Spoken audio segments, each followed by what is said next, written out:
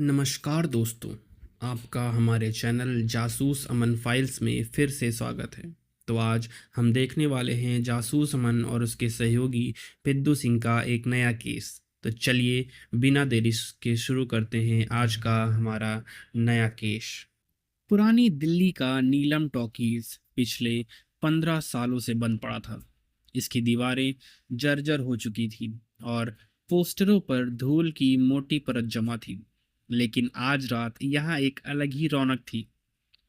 Talkies के मालिक सेठ केदारनाथ ने इस ऐतिहासिक इमारत को तोड़ने से पहले शहर के कुछ खास लोगों के लिए एक आखिरी शो रखा था। अमन और मुझे भी वीआईपी पास मिला था। मैंने पॉपकॉर्न खाते हुए कहा, अमन, क्या माहौल है। पुराने जमाने की बालकनी, लाल मखमल की कुर्सियां, ऐसा लग रहा है मानो हम 70 के दशक में आ गए हों। अमन ने चारों तरफ पैनी नजर घुमाते हुए कहा, माहौल तो शानदार है पिद्दू, लेकिन सेठ केदारनाथ के चेहरे पर खुशी से ज्यादा घबराहट दिख रही है। वो बार बार अपनी घड़ी आखिर क्यों देख रहे हैं।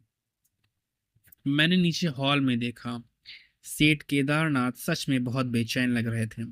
वो एक मोटे और सख्त मिजाज के आदमी थे। अचानक वो मुड़े और सीढ़ियों से होते हुए ऊपर प्रोजेक्शन रूम की तरफ चले गए। अमन ने कहा, खैर, हमारा काम फिल्म देखना है, वैसे भी शो शुरू होने वाला है। रात के ठीक 9 बजे हॉल की बत्तियां बुझ गईं। सामने बड़े से सफेद पर्दे पर फिल्म शुरू हुई। पुरानी ब्लैक एंड व्हाइट फिल्म चल रही थी। पूरा हॉल शांत था। सिर्फ प्रोजेक्टर के चलने की वो पुरानी टिक टिक टिक आवाज आ रही थी। करीब आधे घंटे तक सब कुछ ठीक चला। फिल्म में एक सस्पेंस वाला सीन आ रहा था। तभी अचानक पर्दे पर एक अजीब सा धब्बा दिखाई दिया। मैंने आंखें सिकोड़ते हुए कहा, अमन, पर्दे पर ये लाल रंग का क्या गिर रहा है। फिल्म तो ब्लैक एंड व्हाइट है ना। अमन एकदम से सीधा होकर बैठ गया। पर्दे पर लाल रंग की बूंदें और बड़ी होने लगी। ऐसा लग रहा था जैसे पर्दे के पीछे से कोई रंग फेंक रहा हो। और फिर अचानक प्रोजेक्टर की तेज रोशनी में एक मोटी लाल धार गिरी और पूरा सफेद पर्दा लाल रंग से नहा गया। अमन चीखते हुए बोला, पिद्दू, वो रंग नहीं, खून है। खून प्रोजेक्टर के लेंस पर गिर रहा है। ये सुनते ही पब्लिक में चीख पुकार मच गई। लोग अपनी कुर्सियों से उठकर भागने लगे। हॉल की इमरजेंसी लाइट्स जल उठी। अमन अपनी सीट से कूदा और बालकनी के पीछे बने प्रोजेक्शन रूम की सीढ़ियों की तरफ भागा। मैं भी उसके पीछे दौड़ा। हम प्रोजेक्शन रूम के बाहर पहुंचे। लोहे का भारी दरवाजा अंदर से बंद था। अमन ने दरवाजा जोर से पीटा और बोला, सेठ जी, दरवाजा खोलिए, अंदर कौन है। अंदर से सिर्फ प्रोजेक्टर के चलने की आवाज आ रही थी। कोई जवाब नहीं मिला। अमन ने पीछे हटकर अपने कंधे से दरवाजे पर जोरदार धक्का मारा। एक, दो और तीसरे धक्के में पुरानी कुंडी टूट गई और दरवाजा धड़ाम से खुल गया। दरवाजा टूट चुका था और सेठ केदारनाथ की लाश हमारे सामने थी। अमन ने जमीन पर पड़ी एक पुरानी पीतल की चाबी उठाई। तभी टॉकीज का पुराना और बूढ़ा मैनेजर रहीम चाचा हांफते हुए सीढ़ियों पर चढ़कर ऊपर आए। लाश देखकर उनकी चीखें निकल गईं। अमन बोला, रहीम चाचा, खुद को संभालिए। मुझे ये बताइए, इस प्रोजेक्शन रूम के पुराने ताले की और कितनी चाबियां हैं। रहीम चाचा रोते हुए बोले, एक भी नहीं साहब, ये अंग्रेजों के जमाने का ताला है। इसकी इकलौती चाबी सेठ जी हमेशा अपनी जेब में रखते थे। आज शो शुरू होने से पहले उन्होंने मुझसे खुद कहा था कि मैं अंदर जा रहा हूँ, कोई मुझे डिस्टर्ब ना करे, और उन्होंने अंदर से कुंडी भी लगाई थी। अमन मेरी तरफ देख कर बोला, सुना तुमने पिद्दू, इकलौती चाबी अंदर थी और कुंडी भी, मतलब कातिल दरवाजे से बाहर नहीं गया। मैंने कहा, तो फिर क्या कातिल अभी भी इसी कमरे में छिपा है अमन? अमन ने कमरे का कोना कोना छान मारा, लेकिन वहां कोई नहीं था। हथियार भी गायब था। तभी अमन की नजर प्रोजेक्टर के पास रखी एक मेज पर गई। वहां एक कागज पड़ा था, जिस पर सेठ केदारनाथ के खून के छींटे थे। अमन बोला, पिद्दू, ये टॉकीज को तोड़ने और यहाँ मॉल बनाने का एग्रीमेंट है। और देखो, इस पर सेठ जी के दस्तखत होने बाकी थे। रहीम चाचा, क्या आज सो से पहले सेठ जी किसी से मिले थे? रहीम चाचा ने जवाब दिया, हाँ साहब, शो शुरू होने से पहले 1 घंटे पहले सेठ जी के कैबिन में बहुत जोर जोर से बहस हो रही थी। 3 लोग उनसे मिलने आए थे। बिल्डर खुराना, दूसरे थे राकेश, और तीसरे थे शिवा। अमन ने वो खून से सना कागज मोड़कर अपनी जेब में रख लिया और बोला, पेद्दू, ये कोई आम कत्ल नहीं है। कातिल ने बड़ी चालाकी से हमें एक बंद कमरे का धोखा दिया है, और वो कातिल उन 3 लोगों में से ही एक है जो 1 घंटे पहले उनसे बहस कर रहे थे। बिल्डर खुराना, जो इस टॉकीज को तोड़कर मॉल बनाना चाहते हैं। राकेश, सेठ जी का सगा भतीजा, जो कर्जे में डूबा है और जायदाद का हिस्सा मांग रहा था। और तीसरा शिवा, इस टाकीज का पुराना प्रोजेक्शनिस्ट, जिस सेठ जी ने 15 साल पहले बेइज्जत करके निकाल दिया था। तभी नीचे से सायरन की आवाज आई। राठी जी अपनी टीम के साथ वहां पहुंच चुके थे। समय करीबन रात के 10 बज रहे थे। नीलम टॉकीज के बाहर बारिश की आवाज और पुलिस के वॉकी टॉकी की आवाजें गूंज रही थी। टॉकीज की शानदार लॉबी अब पुलिस स्टेशन जैसी लग रही थी। बाहर दर्शकों को घर भेज दिया गया था, लेकिन 3 लोग अभी भी पुलिस के पहरे में सोफे पर बैठे थे। इंस्पेक्टर राठी अपनी मूंछों पर हाथ फेरते हुए उनके सामने चक्कर काट रहे थे। मैं और अमन एक कोने में खड़े उन तीनों के इस चेहरों को पढ़ रहे थे।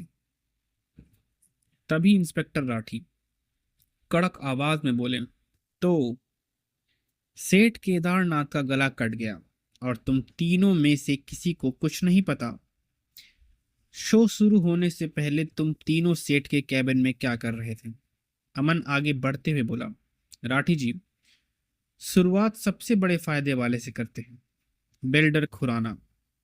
अमन ने अपनी जेब से वो खून से सना एग्रीमेंट निकाला और खुराना के सामने मेज पर पटक दिया और बोला, खुराना जी, इस एग्रीमेंट पर सेठ जी के दस्तखत नहीं है। क्या सोच से पहले आपकी इसी बात पर बहस हो रही थी?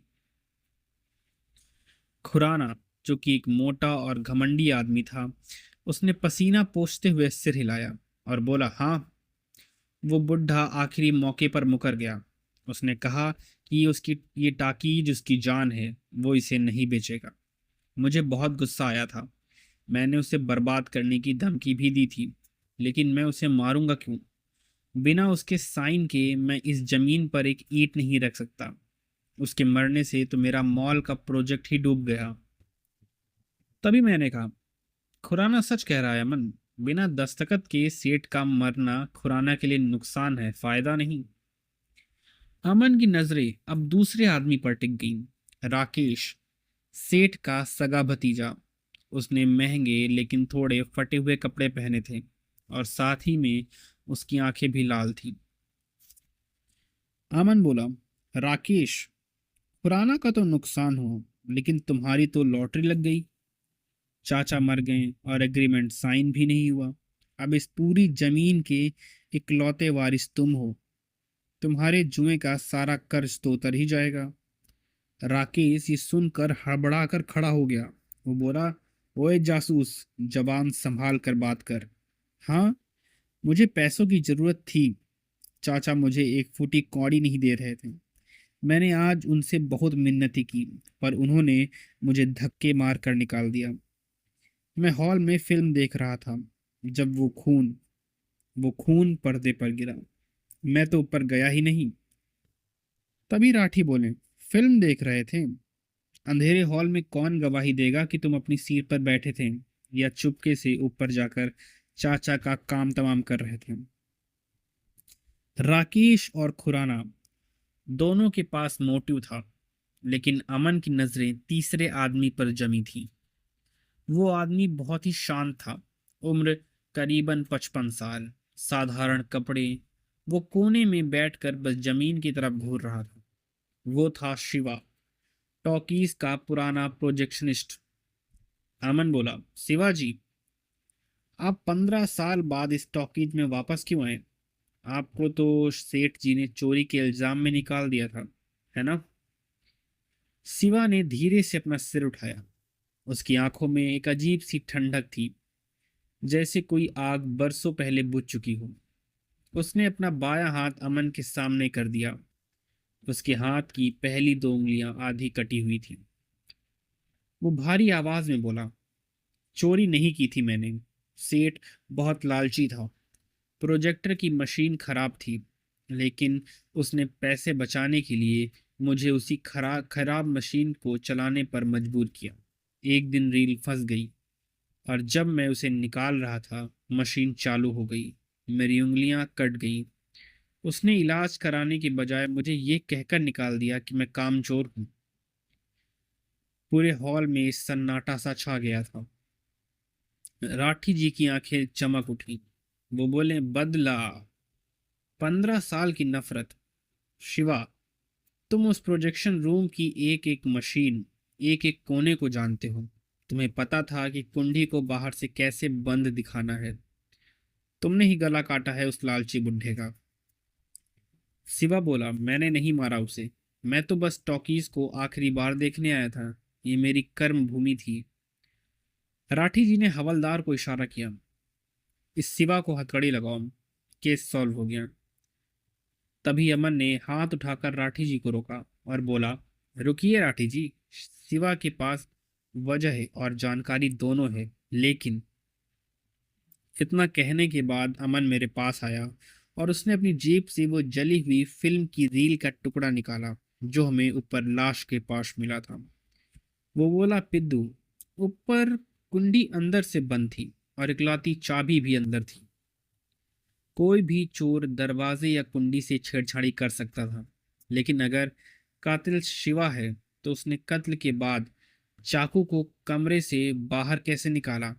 और अगर कातिल कमरा लॉक करके बाहर निकला तो उसने ये कैसे पक्का किया कि सेठ का खून ठीक उसी वक्त प्रोजेक्टर के लेंस पर गिरे जब फिल्म चल रही हो?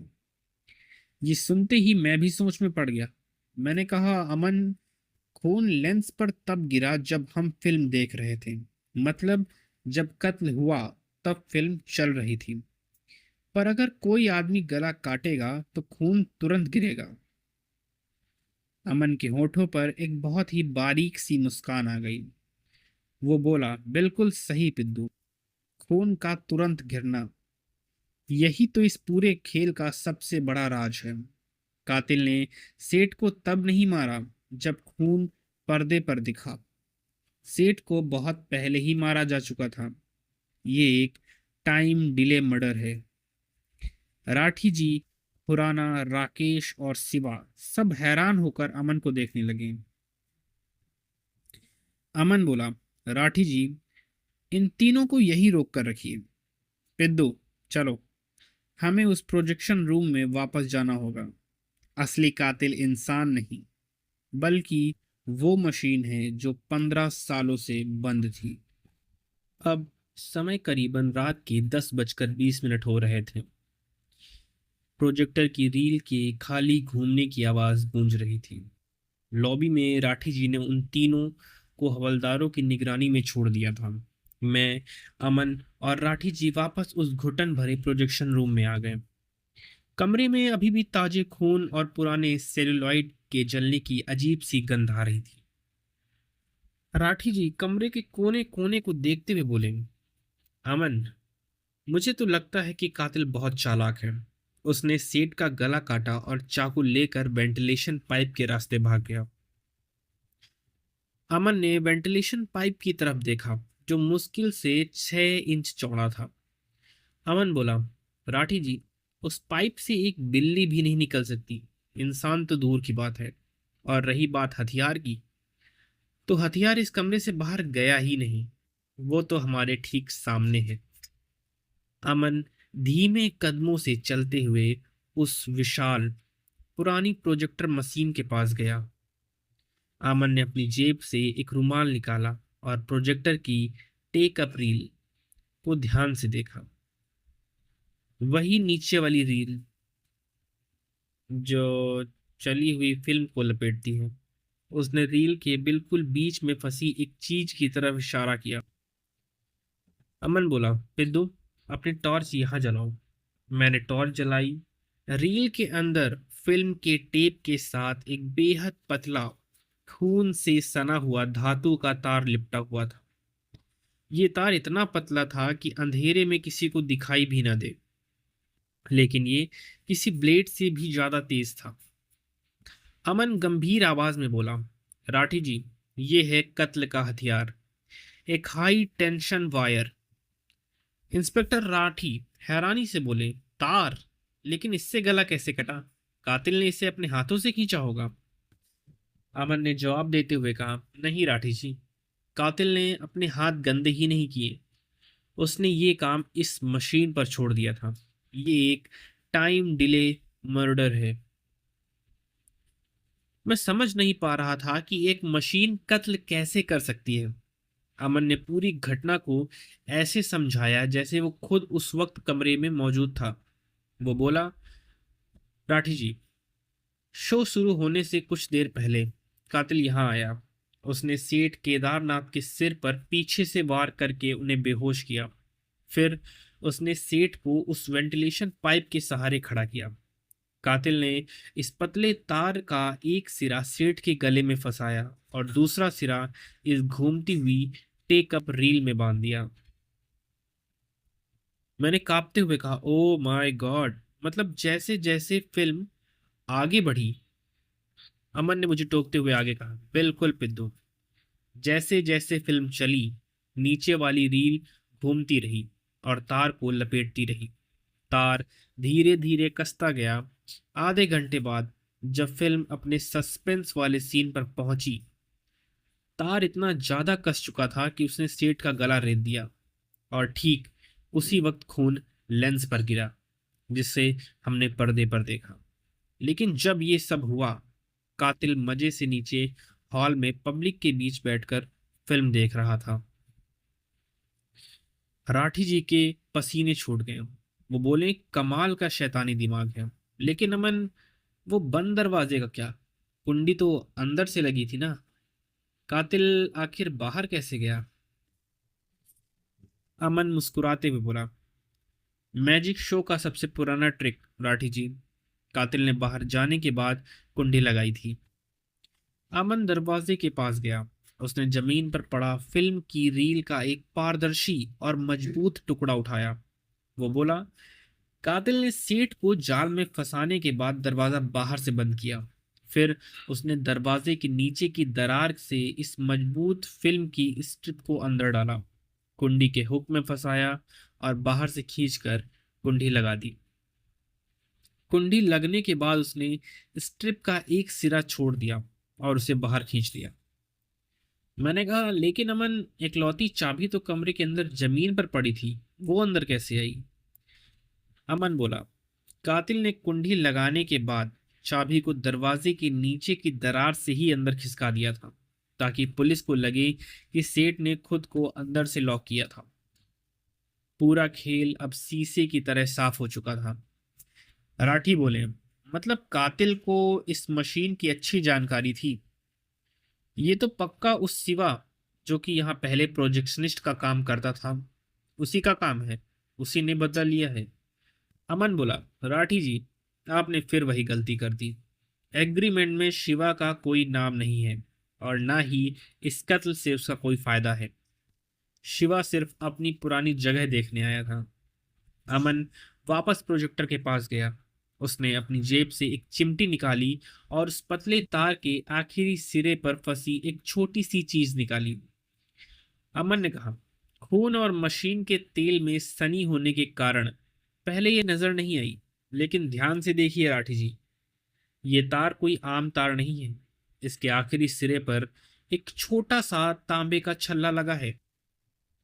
मैंने टॉर्च की रोशनी उस छल्ले पर डाली और कहा, अमन, ये तो एक की चेन का छल्ला लग रहा है और इस पर एक हुक्म के इक्के का निशान बना है। ये सुनते ही अमन की आंखों में एक चमक सी आ गई। वो बोला, बिल्कुल, हुक्म का इक्का, जो ताश और जुए का सबसे मशहूर सिंबल है। ये ब्रेक वायर किसी स्पोर्ट्स बाइक का है, जिसे मॉडिफाई करके की चेन की तरह इस्तेमाल किया गया था। कातिल ने जल्दबाजी में तार काटा और एक छल्ला तार के आखिरी सिरे पर लगा रह गया। अमन ने हैट सीधी की और दरवाजे की तरफ मुड़ा। वो बोला, सिवा के पास न स्पोर्ट्स बाइक है और ना ही वो जुआ खेलता है। बिल्डर खुराना भी इतना बेवकूफ नहीं है कि बिना एग्रीमेंट साइन कराए सेठ को मार दे। लेकिन एक इंसान है जो जुए के भारी कर्ज में डूबा है, जिसे पैसों की सख्त जरूरत है और जिसके पास महंगी बाइक्स का शौक भी है। इंस्पेक्टर राठी हैरानी से आंखें फाड़ते हुए बोले, भतीजा राकेश, पूरी जायदाद का इकलौता वारिस? अमन बोला, हाँ राठी जी, कातिल हमारा इंतजार कर रहा है। चलिए, अब भतीजे की फिल्म फ्लॉप करने का वक्त आ गया है। समय करीबन रात के 10:45 हो रहे थे। हम वापस लॉबी में आ गए थे। राठी जी बहुत कॉन्फिडेंस में थे। उन्होंने तो सीधे राकेश की कॉलर ही पकड़ ली और उसे दीवार की तरफ धकेल दिया। राठी जी ने कहा, चल सीधे सीधे बता दे, तूने ही मशीन में वो तार बांधा था ना? जुए का कर्जा उतारने के लिए अपने ही सगे चाचा का गले रेत दिया? राकेश कांपने लगा। नहीं इंस्पेक्टर, मैंने कुछ नहीं किया। अमन बहुत ही शांति से आगे बढ़ा। उसने अपनी जेब से वो खून से सना हुक्म के इक्के वाला तांबे का छल्ला निकाला और राकेश की आंखों के सामने कर दिया। अमन बोला, राकेश जी, ये छल्ला तुम्हारी स्पोर्ट्स बाइक की चाबी का है ना, जो हमने ऊपर मशीन में फंसे उस जानलेवा तार के आखिरी सिरे पर पाया है। जुए का निशान, हुक्म का इक्का।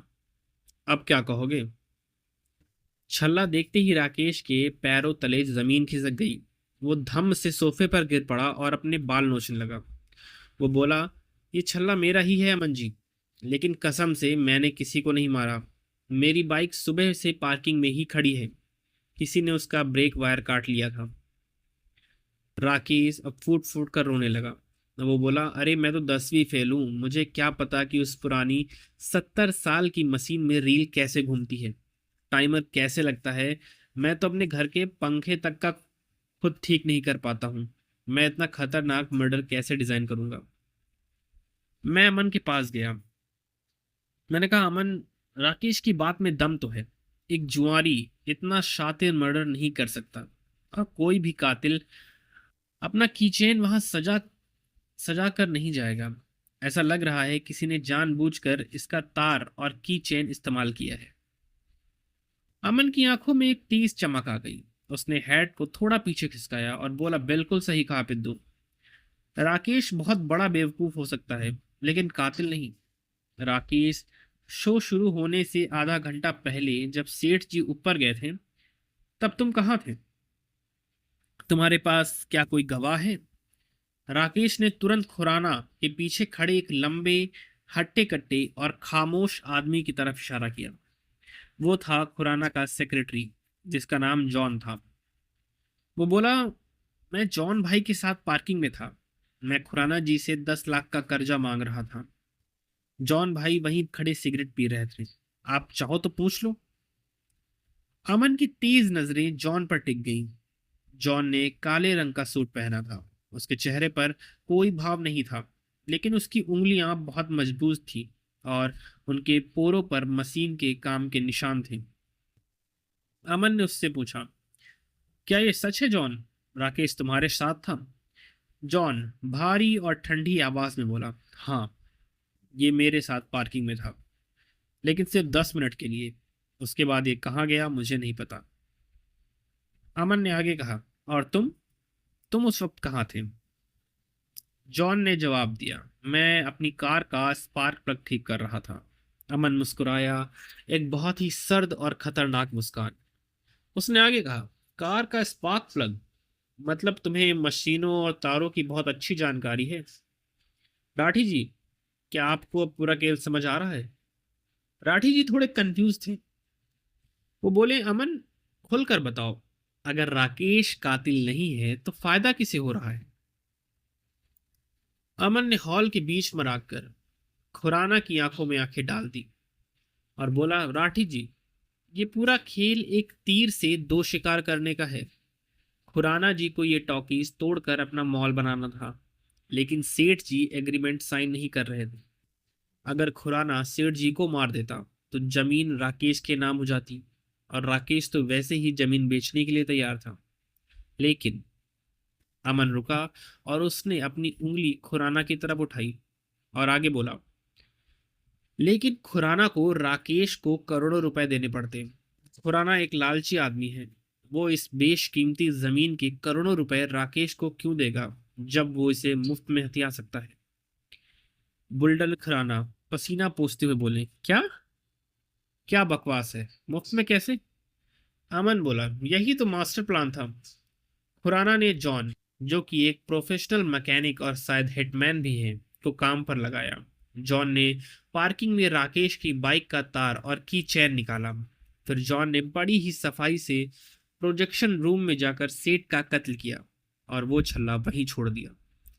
प्लान ये था कि पुलिस राकेश को चाचा के कत्ल में गिरफ्तार करेगी। चाचा मर गए और इकलौता वारिस उम्र कैद की सजा काटने जेल चला जाएगा। ये जमीन एक विवादित संपत्ति बन जाएगी, जिसे खुराना जैसा ताकतवर बिल्डर सरकार या बैंक से कौड़ियों के भाव खरीद लेगा।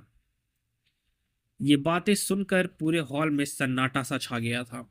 राकेश को अब समझ आ गया था कि उसे बकरे की तरह हलाल किया जा रहा था। बिल्डर खुराना कांपते हुए बोला, झूठ, ये कोरी बकवास है। तुम्हारे पास क्या सबूत है कि जॉन ने ये कत्ल किया है? अमन जॉन के बिल्कुल करीब जाकर खड़ा हो गया। वो बोला, सबूत? सबूत तुम्हारे खुद के हाथों पर है जॉन। अमन ने अचानक से जॉन का बायां हाथ पकड़ लिया और उसकी कलाई पर बंधी घड़ी की तरफ देखा। अमन बोला, प्रोजेक्टर के अंदर जो मशीन का तेल होता है वो काले रंग का गाढ़ा ग्रेफाइट ऑयल होता है। तुम्हारी इस महंगी घड़ी के डायल के किनारे पर वही ग्रेफाइट ऑयल लगा है जब तुम वो जानलेवा तार मशीन में लपेट रहे थे। तब ये तेल तुम्हारी घड़ी पर लग गया।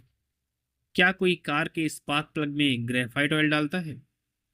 जॉन की आंखों में पहली बार खौफ नजर आया। उसने झटके से अपना हाथ छुड़ाया और अपनी जैकेट के अंदर हाथ डाला। मैंने कहा, राठी जी, उसके पास बंदूक भी है। जैसे ही मैंने कहा, राठी जी, उसके पास बंदूक है, इस सुनते ही पूरे माहौल सेकंडों में बदल गया। जॉन ने अपनी जैकेट के अंदर से एक साइलेंसर लगी हुई काली पिस्तौल निकाल ली थी। राठी जी अपनी कमर से रिवॉल्वर निकालते उससे पहले ही जॉन ने फिरती से अपने ही बॉस बिल्डर खुराना को कॉलर से पकड़ा और उसे अपने आगे ढाल की तरह खड़ा कर लिया। पिस्तौल की नली सीधे अमन के सीने की तरफ थी। जॉन ठंडी आवाज में बोला, कोई अपनी जगह से नहीं हिलेगा। राठी, बंदूक नीचे रखो वरना इस मोटे बिल्डर के दिमाग में छेद कर दूंगा। बिल्डर खुराना कांपते और रोते हुए बोले, अरे पागल हो गया है क्या जॉन? मुझे क्यों पकड़ रहा है? पुलिस वालों, इसे जाने दो। राठी जी ने दांत पीसते हुए अपनी रिवॉल्वर नीचे कर ली। हवलदार भी पीछे हट गए। अमन अभी भी अपनी जगह पर एकदम शांत खड़ा था। उसके चेहरे पर खौफ की एक लकीर तक नहीं थी। वो बोला, जॉन, तुम एक बेहतरीन मैकेनिक हो। तुमने बहुत ही सफाई से उस प्रोजेक्टर को मौत की मशीन में बदल दिया, लेकिन पिस्तौल भी तो एक मशीन ही है, और हर मशीन कभी ना कभी धोखा देती ही है। अमन जॉन से बात करके उसका ध्यान भटका रहा था। मैं समझ गया कि ये मेरा मौका है। मैं जॉन की तिरछी नजर से थोड़ा बाहर एक पुराने फिल्म डिस्प्ले के पास खड़ा था। जॉन बोला, ज्यादा होशियारी मत दिखा जासूस, मैं यहां से निकलूंगा और कोई मुझे रोक। जॉन अपना जुमला पूरा भी नहीं कर पाया। मैंने डिस्प्ले पर रखा हुआ पीतल का एक भारी और पुराना फिल्म का डिब्बा उठाया और पूरी ताकत से जॉन के उस हाथ पर दे मारा जिसमें पिस्तौल थी। डिब्बा सीधे जॉन की कलाई पर लगा। पिस्तौल उसके हाथ से छूटकर दूर जमीन पर गिर गई। मैंने कहा, राठी जी, अब। जैसे ही पिस्तौल गिरी, अमन ने फुर्ती से खुराना को खींचकर अलग किया और इंस्पेक्टर राखी एक भूखे शेर की तरह जॉन पर टूट पड़े। दो हवलदारों ने तुरंत ही जॉन को जमीन पर पटक कर हथकड़ी पहना दी। इंस्पेक्टर राठी हाँफते बोले, शाबाश पिद्दू, आज तुमने दिखा दिया कि तुम अमन के असली पार्टनर हो। मैंने कॉलर झाड़ते हुए अमन की तरफ देखकर एक स्माइल दी। जॉन अब जमीन पर घुटनों के बल बैठा था। उसका खेल खत्म हो चुका था। खुराना अब भी कांप रहा था और खुद को बचाने की कोशिश में लग गया। बिल्डर खुराना बोला, इंस्पेक्टर साहब, इस जॉन ने सब कुछ खुद किया है। मैंने तो सिर्फ सेठ को थोड़ा डराने को कहा था, पर ये तो कातिल निकला। जॉन ने गुस्से से खुराना की तरफ देखा और उसके चेहरे पर थूक दिया। वो बोला, डराने को कहा था? राठी साहब, इस मोटे ने मुझे पूरे 50 लाख रुपए का ऑफर दिया था। इसका प्लान था कि सेठ मरे, भतीजा राकेश जेल जाए और ये इस करोड़ों की टॉकीज की जमीन को विवादित बताकर सस्ते में खरीद ले। राकेश, जो अब तक एक कोने में दुबका हुआ था, वो खुराना पर झपटा और बोला, तूने मुझे फंसाने की कोशिश की, मेरे सगे चाचा को मार डाला कुत्ते। हवलदारों ने राकेश को पीछे खींचा। अमन ने जॉन की तरफ देखते हुए कहा, जॉन, लेकिन तुम्हें उस प्रोजेक्टर मशीन का आइडिया कैसे आया? जॉन ने सिर झुकाते हुए कहा, जब खुराना सेठ से मिलने अंदर गया था, तब मैंने उस पुराने प्रोजेक्शनिस्ट यानी कि शिवा को देखा था। उसकी कटी हुई उंगलियां देखकर मुझे समझ आ गया था कि वो पुरानी मशीन कितनी ताकतवर है। मैंने पार्किंग में राकेश की बाइक का ब्रेक वायर काटा और जब शो शुरू होने वाला था, मैं चुपके से ऊपर गया। सेठ अकेला था। बाकी कहानी तुम जानते हो जासूस। राठी जी ने खुराना की कॉलर पकड़ी और बोला, बहुत शौक था ना टॉकीज को तोड़कर मॉल बनाने का, अब जेल में बैठकर पत्थर तोड़ना। ले जाओ इन दोनों को। हवलदार खुराना और जॉन को घसीटते हुए पुलिस जीप की तरफ ले गए। अमन राकेश के पास गया। राकेश अभी भी सदमे में था। अमन ने गंभीर आवाज में कहा, राकेश, आज तुम बच गए, लेकिन याद रखना, जुए की इस लत ने ही तुम्हें इस मौत के खेल का मोहरा बनाया था। अगर तुम खुराना से कर्जा मांगने पार्किंग में नहीं जाते, तो जॉन तुम्हारी बाइक का तार नहीं निकाल पाता। तुम्हारे चाचा ने तुम्हें पैसे ना देकर तुम्हें बचाने की ही कोशिश की थी। राकेश, जो कि अब फूट फूट कर रो रहा था, वो बोला, मैं आज के बाद कभी ताश के पत्तों को हाथ भी नहीं लगाऊंगा अमन जी। मैं इस टॉकीज को बिकने नहीं दूंगा। ये चाचा की जान थी, मैं इसे दोबारा चलाऊंगा। लॉबी अब खाली हो रही थी, लेकिन तभी मैंने देखा कि अमन की नजरें अभी भी उस सीढ़ी की तरफ थी जो ऊपर प्रोजेक्शन रूम की तरफ जाती थी। मैंने पूछा, क्या हुआ अमन? केस तो सॉल्व हो गया ना, दोनों मुजरिम भी पकड़े गए। अमन ने कहा, केस सॉल्व हो गया पिद्दू, लेकिन एक बहुत छोटी सी बात है जो मुझे खटक रही है। सिवा, वो पुराना प्रोजेक्शनिस्ट, वो 15 साल बाद आज ही के दिन यहाँ क्यों आया था? क्या ये इत्तेफाक है? अमन तेज कदमों से बाहर पार्किंग की तरफ बढ़ा, जहां शिवा चुपचाप बारिश में खड़ा टॉकीज की पुरानी इमारत को देख रहा था। समय करीबन रात के 11:30 बज रहे थे। बाहर हल्की हल्की बारिश होना शुरू हो चुकी थी। दूर से पुलिस वैनों की आवाज आ रही थी। बिल्डर खुराना और जॉन को लेकर पुलिस की गाड़ियां जा चुकी थी। टॉकीज के बाहर अब सिर्फ बारिश की आवाज थी। मैं और अमन पार्किंग की तरफ बढ़े। वहां एक पुरानी स्ट्रीट लाइट के नीचे सिवा खड़ा था। वो टॉकीज की जर्जर बिल्डिंग को ऐसे देख रहा था जैसे कोई अपने बिछड़े हुए बच्चे को देखता है। अमन ने अपना छाता सिवा के ऊपर कर दिया और बोला, शिवाजी, कातिल पकड़ा गया, लेकिन आप 15 साल बाद ठीक आज ही के दिन इस टॉकीज में क्यों आए? ये कोई इत्तेफाक तो नहीं था? सिवा ने अमन की तरफ देखा। उसकी आंखों में आंसू थे जो बारिश के पानी में मिल रहे थे। वो बोला, जासूस साहब, आप सचमुच बहुत तेज हैं। मैं यहाँ बदला लेने नहीं आया था, मैं तो यहाँ माफ करने आया था। मैंने कहा, माफ करने? ये सुनकर मैं और अमन दोनों हैरान रह गए। अमन बोला, किसे किसे माफ करने आए थे आप? शिवा ने अपनी जेब से मुड़ा तुड़ा और पुराना सा एक खत निकाला। वो बोला, सेठ केदारनाथ को। कल सुबह ही उनका ये खत मुझे मिला था। उन्होंने मुझे आज रात इस आखिरी शो में बुलाया था। अमन ने खत लेकर टॉर्च की रोशनी में पढ़ा। अमन खत पढ़ते हुए बोला, शिवा, 15 साल पहले मैंने चंद रुपयों के लालच में तुम्हारी उंगलियां और तुम्हारा हुनर छीन लिया था। मुझे लगा था कि पैसा मुझे सुकून देगा, लेकिन उस दिन के बाद से इस टॉकीज की कोई भी फिल्म मुझे खुशी नहीं दे पाई। आज जब मैं इसे बेचने जा रहा हूं, तो मुझे एहसास हो रहा है कि ये टॉकीज सिर्फ ईंट पत्थर नहीं, तुम्हारी जान थी। आखिरी शो में आ जाना, शायद मैं अपने पाप का कुछ बोझ कम कर सकूं। मैं भावुक होते हुए बोला, मतलब सेठ जी को अपनी गलती का एहसास हो गया था? शिवा बोला, हाँ। जब मैं आज शो से पहले उनके कैबिन में गया, तो उन्होंने मेरे सामने हाथ जोड़ दिए थे। उन्होंने कहा था कि वो स्टॉकीज को बिल्डर खुराना को नहीं बेचेंगे। अमन की आंखों में एक गहरी समझ उतर आई। उसने अपनी जेब से वो एग्रीमेंट निकाला जिस पर खून के छींटे थे, और बोला, तो खुराना सच कह रहा था। सेठ जी ने आखिरी मौके पर दस्तखत करने से मना कर दिया था, लेकिन उन्होंने ऐसा सिर्फ इसलिए नहीं किया क्योंकि उन्हें टॉकीज से प्यार था, बल्कि इसलिए किया क्योंकि वो इसे किसी और को सौंपना चाहते थे। शिवा ने हामी में सिर हिलाया और बोला, सेठ जी ने कहा था कि वो एक नई वसीयत बना रहे हैं। वो टॉकीज की ये इमारत अपने भतीजे राकेश को दे रहे थे, लेकिन टॉकीज चलाने की पूरी जिम्मेदारी और मालिकाना हक मुझे सौंपने वाले थे। उन्होंने कहा था, शिवा, कल से प्रोजेक्टर रूम फिर से तुम्हारा होगा। लेकिन खुराना को यह बात बर्दाश्त नहीं हुई। अमन ने शिवा के कंधे पर हाथ रखा और बोला, जॉन ने सिर्फ एक इंसान को नहीं मारा, उसने एक पश्चाताप को मारा है। लेकिन शिवाजी, सेठ जी अपना वादा निभा गए। उसी वक्त राकेश दौड़ता हुआ बाहर आया।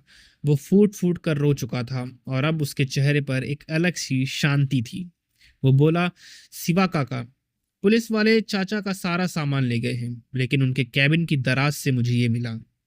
राकेश ने एक चाबियों का गुच्छा शिवा के हाथ में रख दिया और बोला, ये प्रोजेक्शन रूम और स्टॉकीज की चाबियां हैं। मैं जुए में बर्बाद हो चुका था, लेकिन अब चाचा की ये आखिरी निशानी नहीं बिकेगी। हम दोनों मिलकर इस नीलम टॉकीज को फिर से आबाद करेंगे। कल से आप फिर से प्रोजेक्टर चलाएंगे काका। शिवा के हाथ कांपने लगे। उसने चाबियों को सीने से लगा लिया। बारिश अब रुक चुकी थी। बादलों के बीच से चांद निकल आया था, जिसकी रोशनी नीलम टाकीज के पुराने बोर्ड पर पड़ रही थी। अमन हैट पहनते हुए बोला, चलो पिद्दू, आज हमने सिर्फ एक कातिल को नहीं पकड़ा, बल्कि इस टॉकीज को मरने से बचा लिया।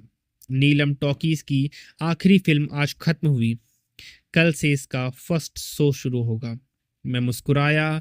हमने अपनी जीप स्टार्ट की और मैंने कहा, अमन, राठी जी कह रहे थे कि कल हमें एक बहुत बड़ी पार्टी देंगे। जॉन को पकड़ने के लिए मेरा जो एक्शन था वो उन्हें बहुत पसंद आया।